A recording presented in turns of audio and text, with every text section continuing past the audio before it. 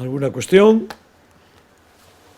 Buenos días, alcalde. Soy Adrián Pérez de Atlántico. Sí.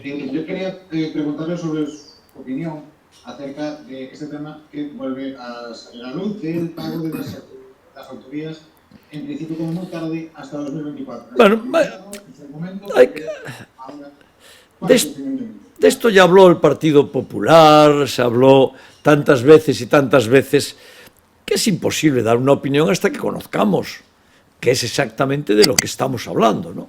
Yo recuerdo que esto ya se planteó en épocas de Rajoy, es una historia que viene desde principios del milenio, y vamos a esperar a saber exactamente de qué estamos hablando, ¿no?